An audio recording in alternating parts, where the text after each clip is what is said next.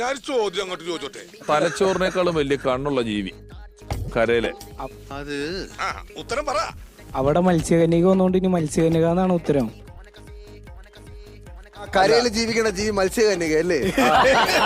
പൊട്ടന്ന ലോക പൊട്ടനാണ്. പൊട്ടന്ന ലോക പൊട്ടൻ. ഞാൻ ഒരു ഊഹം പറയാം. ഊഹേ ഉള്ളൂ. ആന അല്ല അല്ല.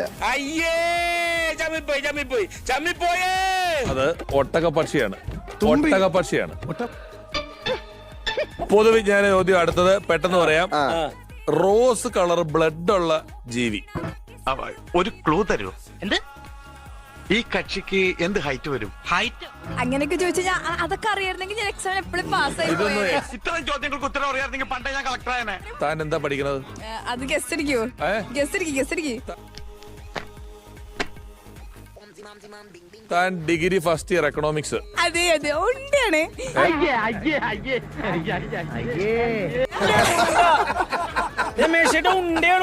തൃശ്ശൂരിലുണ്ട്.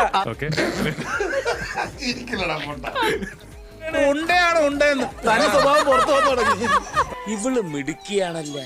താൻ എന്തൊരു ഭാവമായിരുന്നു ഇവിടെ നേരത്തെ. ഇത് ഫ്രൂട്ട്സ് ആണെന്ന് പറഞ്ഞ ആറ്റിറ്റ്യൂഡ് ഒക്കെ ഉണ്ട്. അല്ലെങ്കിൽ നമ്മൾ എന്താണ്? ശരി, ഇത് പറ. ഈ ഇത് കാര്യം പറ.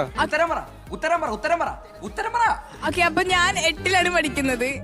8ല് ഞാൻ ഞെട്ടി. പക്ഷെ വാസുവേട്ടൻ ഞെട്ടിയില്ല. താൻ 8ാം ക്ലാസ്സിൽ പഠിക്കുന്ന ആളാണോ? അതെ. ഇത് ഷോ എന്തൊരു മാറ്റം. എനിക്ക് അങ്ങോട്ട് വിശ്വസിക്കാൻ പറ്റില്ലെന്നേ. കണ്ട പറയില്ലാതായിരിക്കും പറയാവുന്നത്. അല്ലല്ല, ഞാൻ ഇനി കുറഞ്ഞു പോയിട്ട് വെറുതെ വേണ്ടല്ലോ, ഇത്രയും പേരുടെ കൂട്ടത്തിലല്ലേ എന്ന് ഓർത്ത് കയറ്റി വെച്ചതാ ഡിഗ്രി ഫസ്റ്റ് ഇയർ എക്കണോമിക്സ് എന്നുള്ളത്. 8ാം ക്ലാസ്സിലാണോ? 8ാം ക്ലാസ്സിലാണ്. എന്താ പേരെന്താ? അനാലിസിബത്ത്. അനാലിസിസോ? അർത്ഥം എനിക്ക് അറിഞ്ഞൂടാ. നല്ല വെയിറ്റ് ഉള്ള വാക്കല്ലേ, കൊള്ളാമോ? അതെന്റെ ഒരു സിഗ്നേച്ചർ ആണ്. അനാലിസിബത്ത്. ഇത് തെലുങ്ക് കന്നഡയൊന്നുമല്ല, ദൈവം ഉണ്ടാവുന്നതിന് മുമ്പുള്ള ഏതോ കാടൻ ഭാഷയാണ്. അനാലിസിബത്ത് എന്ന് മലയാളത്തിൽ ആൾക്കാർ പറയും. അതിനാണ്. ആഹാ, ഞാൻ ആന ലെസ്ബിയനാന്നൊക്കെയാ കേൾക്കുന്നത്.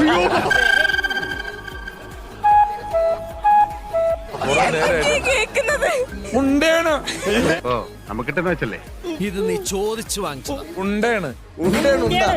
എന്നിട്ട് ഉണ്ടേണ്.